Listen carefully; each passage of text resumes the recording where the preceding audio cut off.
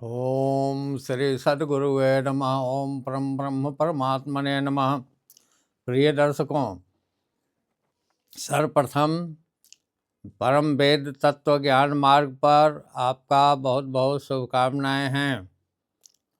मैं प्रत्येक दिन की भांति आज भी अपनी कथा को प्रारंभ करने जा रहा हूं। आप ध्यानपूर्वक पूरी वीडियो को देखेंगे तभी ही सारगर्भित विषय से आप अवगत हो पाएंगे। आज का विषय है कर्म योग। कर्म योग क्या है आपको आज मैं स्पष्ट करूंगा। यह मृतलोक कर्म की प्रधानता है। कर्म जो है इस विश्व तक है, उस विराट तक नहीं है। कर्म का दो भेद हैं, एक सकाम कर्म, दूसरा निष्काम कर्म। सकाम कर्म जो है आप भोग की दृष्टिकोण के रख करके करते हैं। आप व्यापार करते हो, गृहस्थी करते हो, नौकरी करते हो, मजदूरी करते हो या जो भी काम काज करते हो, उसमें आप कर्म करने के पहले आप उसकी लाभ पर विचार करते हैं, लाभ हानि पर विचार करते हैं। तो जो लाभ की दृष्टिकोण से, जो सांसारिक लाभ की दृष्टिकोण के रख करके जो कार्य किए जाते हैं, जो कर्म किए जाते हैं, वह कर्म कहलाता है। चाहे जो भी काम करते हैं, यहाँ तक कि अगर पूजा करने जाते हैं, मंदिरों में जाते हैं, भगवान की पूजा करते हैं, विष्णु की पूजा करते हैं, राम की पूजा करते हैं, हनुमान की पूजा करते हैं, देवी देवताओं की पूजा करते हैं, तो आप उसमें अपना मांग रखते हैं कि मैं पूजा कर रहा हूँ, उसका लाभ मुझे चाहिए। कोई बेटा मांगता है, तो कोई धन मांगता है, तो कोई भवन, भव्य भवन मांगता है, तो कोई राजयोग को मांगता है, माने अपनी अपनी, कोई नौकरी को मांगता है, अपनी अपनी कामना को वहाँ रखता है और पूजा करता है, स्तुति करता है। वह भी जिसमें मांग है, डिमांड है भगवान से, यह कामना परक है। जो भी कामना परक है, जिसकी आप चाहत करते हैं, वह कामना परक कर्म है, जिसको सकाम कर्म किया जाता है। यहाँ तक कि तीर्थों में जाते हैं, व्रत करते हैं, यज्ञ करते हैं, धाम करते हैं, वे सब अगर कामना उसके साथ है आपका, तो वह कामना परक कर्म है। ये सकाम कर्म कहलाते हैं। ये कर्म जो है आपको रिजल्ट देता है। जिस भी शुभ कर्म करें या अशुभ कर्म करें, गलत काम करें या सही काम करें, उसका रिजल्ट बनता है। और इस रिजल्ट बनता है तो शुभ कर्म का भी लाभ मिलता है और कुकर्म का भी, दुष्कर्म का भी लाभ मिलता है। तो यह भोग जोनी है, भोग प्राप्त कर, भोग जोनी है। इसमें बार बार जन्म लेना होगा, बार बार मृत्यु को प्राप्त करना होगा। तो आप सांसारिक बंधन में बंधे रहेंगे, बंधन से मुक्ति आपको नहीं मिलेगी। यहाँ तक कि दुकानों में भी देखते हैं तो लिखा रहता है कर्म ही पूजा है। कर्म पूजा है, जो संसार में ही मिलता है, उस संसार में ही रह जाता है। संसार से ऊपर जाने का इसका रास्ता बंद है, क्लोज है। दूसरा है निष्काम भावना। तो निष्काम पूजा वह है जिसमें कोई कामना नहीं की जाती है। हमारा जिस जगत पिता ने मुझे जन्म दिया है उस जगत पिता को याद करना, उसकी निष्काम भावना से स्तुति करना, पूजा करना, कोई कार्य करना, जो भी आप कामना परक काम करते हैं, अगर वह निष्काम भाव से अगर किया जाए तो वह निष्काम कर्म बहुत पावन होता है। आपको वह कर्म का बंधन नहीं होता है, आपसे कर्म में आप बंधते नहीं, इस संसार की बंधन में आप बंधते नहीं। ये निष्काम भावना की पूजाएं हैं।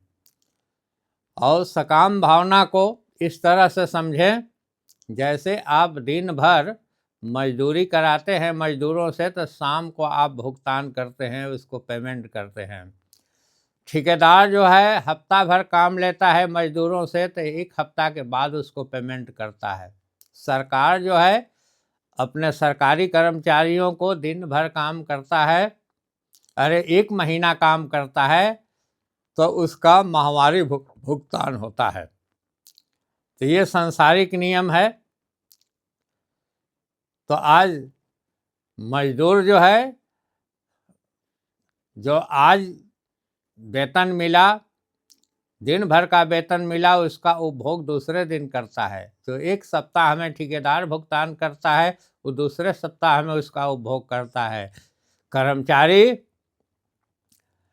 जो इस माह की कमाई है अगले माह में उपभोग करता है। वैसे ही बड़ा सरकार जो है, परमपिता परमेश्वर जिसको कहते हैं, आपका जो जोनी में जन्म दिया वह कर्म क्षेत्र में आपको भेज दिया।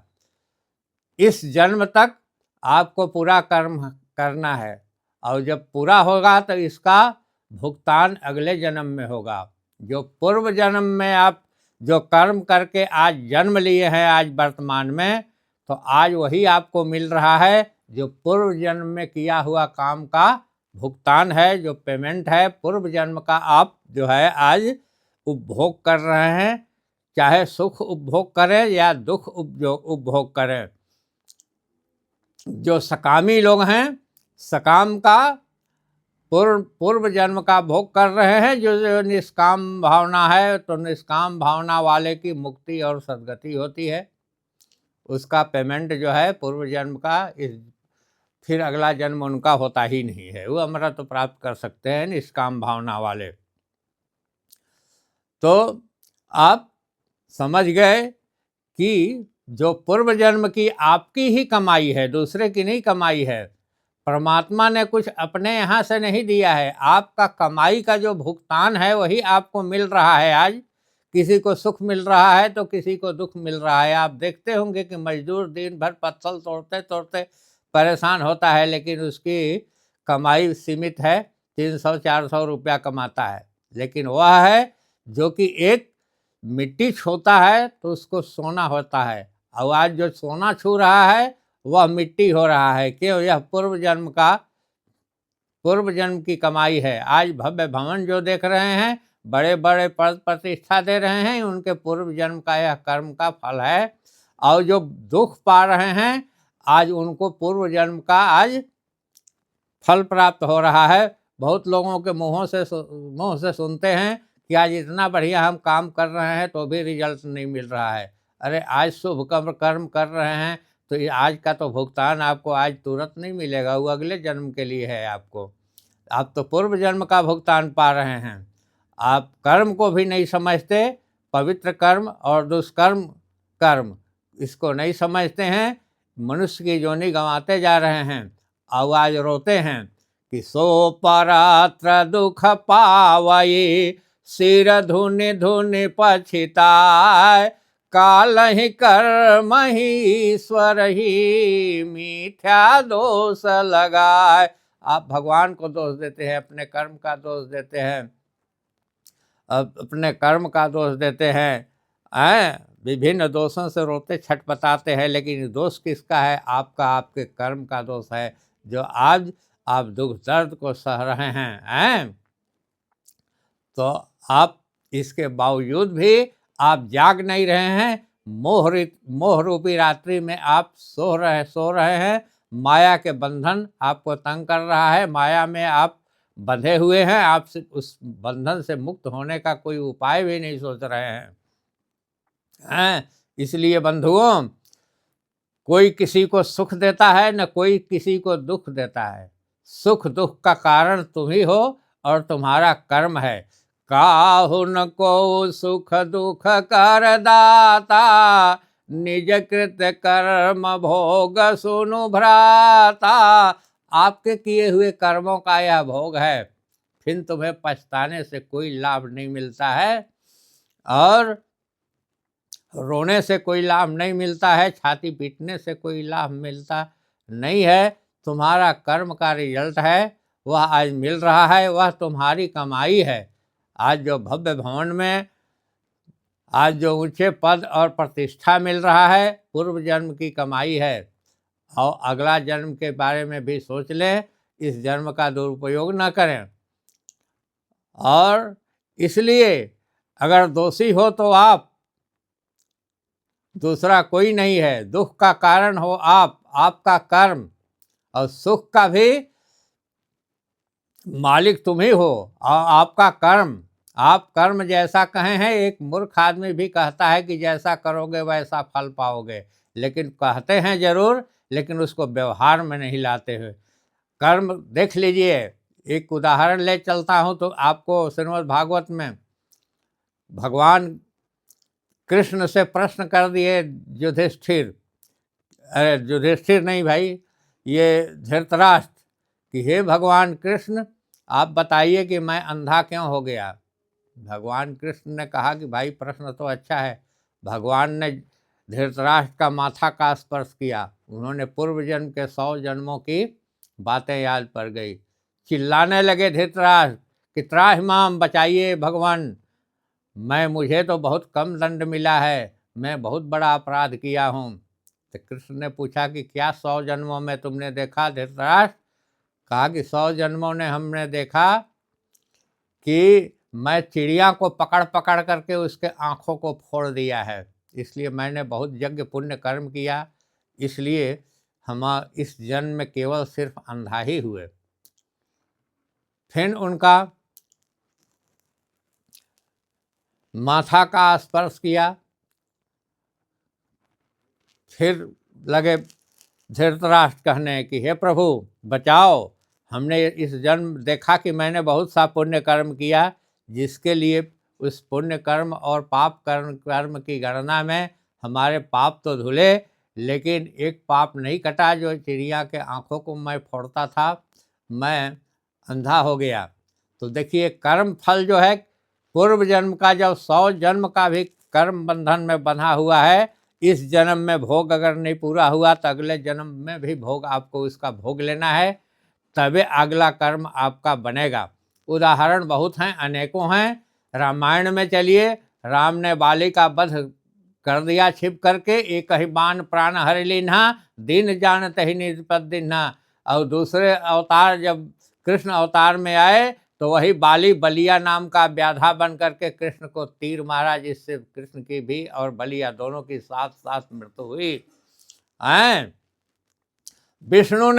विष्णु ने सतीत्व को भंग किया वृंदा का, उसका कर्म भी उनको भोग अपने दिखाए हैं। भगवान राम कृष्ण और विष्णु ये सब दिखाए हैं कि कर्म फल सावधान हो जाओ मानव, धरती के लोग, इस विश्व के लोग सावधान हो जाओ, हमें भी कर्म का फल मिलता है, कोई भी कर्म का फल मिलेगा, दुष्कर्म का शुभ कर्म का। तो देखो, जो सतीत्व भंग हुआ वृंदा का, और इसका मतलब हुआ कि उसका श्राप उनको भोग करना पड़ा। और आज वही तुलसी बनी वृंदा, और पत्थर के रूप में ठाकुर के जी के रूप में पूजा जाता है विष्णु को, जिस पर वृंदा की पत्ती जो है, जो तुलसी हुई है, उनका पत्ता जो चढ़ता है तभी पूजा उनका स्वीकार होता है। अनेकों उदाहरण हैं, जिसको उदाहरण आज संक्षेप में ही मैं बता रहा हूँ। राम को नारद का श्राप लगा, दईहों श्राप की मरिहों जाई, जगत मोर उपहास कराई, बंचे हूँ मोहि जवन धर दे, हाँ सोईतन धर हूँ श्राप ममे यहाँ। और वही उन्होंने कहा कि मैं नारी के विरह में मैं बंदर बन गया, तुम भी नारी विरह तुम भूभ भोगोगे। सीता का हरण हुआ, नारी विरह का उपभोग करना पड़ा। तो ये रामकृष्ण भी दिखा दिए हैं कि कर्म का फल मिलता है। इसलिए भाई सावधान हो जाओ। अगर कर्म को ही मानते हो तो शुभ सकाम कर्म को मानते हो तो थोड़ा अंतर है निष्काम कर्म में। सावधान हो। मैं उपाय बतलाता हूँ, मैं आपको एक विशेष सलाह दे रहा हूँ, उसको आप हृदय स्वीकार करें, उसको स्वीकार कीजिएगा। वही निष्काम भाव, आपका सकाम भाव भी निष्काम भाव हो सकता है। आपने तो देख लिया कि जो भी आप कर्म किए हैं पूर्व जन्म में, आज मिल रहा है, आज जो करेंगे कल मिलना ही है अगले जन्म में। तो आपने थोड़ा अपना जीवन को साकार बनाइए और उस जीवन को सफल बनाइए। वह निष्काम भावना क्या है? जो आप सकाम भावना से करते हैं उसमें आप भावना को केवल बदल दीजिए। भाव ही भगवान है। भाव जब आपका जो बनेगा उसी का रिजल्ट आपको मिलेगा। निष्काम भावना क्या है? गीता में लिखा है, कर्मण्याधिकारस्तु मा फलेषु कदाचन। कर्म करो, फल की इच्छा मत करो, निष्काम भावना रखो। अरे जो तुम्हारा बैंक में जमा है वो तुमको कौन निकालेगा? तुम ही निकालोगे भाई। बैंक में जमा नहीं है तो तुम 100 बार चक्कर लगाओ, बैंक में 1 रुपया निकलने को नहीं है, न मिलने को है। जो तुम पूर्व जन्म में किया है वो तो स्वतः मिलेगा ही। तुम पहाड़ पर रहोगे, हिमालय पे भी रहोगे, तुमको मिलेगा। लेकिन उसमें कर्म किसके द्वारा किया जाता है? कर्ता के द्वारा किया जाता है। तुम अपने आप को कर्ता मानते हो, इसलिए तुम्हारा सकाम भावना है, इसलिए जन्म मृत्यु के बंधन में रहो। और निष्काम भावना हुआ है कि कर्ता, निष्काम भावना से जो पूजा अर्चना जो काम करते हैं उसमें कर्ता बनाते हैं, ब्रह्म को कर्ता बनाते हैं, परमात्मा को, कि करने वाला परमात्मा है। तो कर्ता को कर्म बांधता है, अकर्ता को कर्म नहीं बांधता है। तुम अपने आप को अपने शरीर से कहते हो कि मैंने किया, उसको तुम अगर कर्ता मान लो परमात्मा की, मैं के जगह पर कहो कि जो भी किया परमात्मा ने किया, जो भी रिजल्ट है परमात्मा के हाथ में है। तुम निष्काम भावना से कोई काम करो, व्यापार करो, दुकानदारी करो, नौकरी करो, जो भी हो भगवान का मांगनो और भगवान को कर्ता बनाओ, परमात्मा को कर्ता बनाओ कि जो भी करने वाले हैं कर्ता धर्ता परमात्मा है। तो आपका यह निष्काम भावना हुआ। पूजा करने जाओ तो कुछ मांग मत रखो, निष्काम भाव से पूजा करो। अरे जिसके लिए तुम बेचैन हो, बेटा के लिए बेचैन हो, धन के लिए बेचैन हो, महल के लिए बेचैन हो, नौकरी के लिए बेचैन हो, व्यापार के लिए बेचैन है, वो तो जो पूर्व जन्म में किया होगा उस तो स्वतः मिलेगा, आपका वो जमा है मजदूरी। लेकिन आप परेशान हैं, बन जाता है तो कहते हैं कि मैं बनाया, बिगड़ गया तो हिस्सेदार बनाते हो भगवान को कि भगवान ने बिगाड़ दिया। ऐसी भावना नहीं रखो। अपनी भावना को पवित्र भावना में बांधो, और जब पवित्र होोगे, कर्ता परमात्मा को बनाओगे तो तुम कर्म बंधन से मुक्त हो जाओगे। इसलिए सबसे बड़ा योगी गृहस्थ योगी माना जाता है। गृहस्थ सारे काम करें लेकिन कर से कर्म करो विधि नाना, मन राखो जो कृपा निधाना। मन को दो परमात्मा में कि कर्ता परमात्मा ने किया, जो भी करने वाला है परमात्मा है, मैं कुछ नहीं हूँ। तब यह निष्काम भावना हुई। निष्काम भावना हो से अगर कोई भी कार्य करेंगे तो भी आप मोक्ष के अधिकारी हैं, अमृत के अधिकारी हैं। इसलिए बंधुओं सावधान हो जाओ। कर्म आप ही करते हो, देते हैं परमात्मा, लेकिन तुम अपनी कमाई को मान लेते हो, कहो कि परमात्मा करता, परमात्मा घरता धरता सब वही है। तमेव माता च पिता तमेव, तमेव बंधु च सखा तमेव, तमेव विद्या द्रविड़म तमेव, तमेव सर्वम मम देव देव। करता धरता माता पिता सारा सब तुम हो, मैं कुछ नहीं हूँ। जो भी करते हैं आप करते हैं, कर्ता परमात्मा के बनाओ। निष्काम भावना का आपका कर्म होगा जो आप जन्म मृत्यु के बंधन में नहीं बनोगे, और वही कर्म तुम्हारा मोक्ष का कारण बन सकता है। मैं इन्हीं वक्तव्यों के साथ अपनी वाणी को पूर्ण विराम देता हूँ। ओम श्री सद्गुरुवे नमः, श्री परम परमात्मने नमः।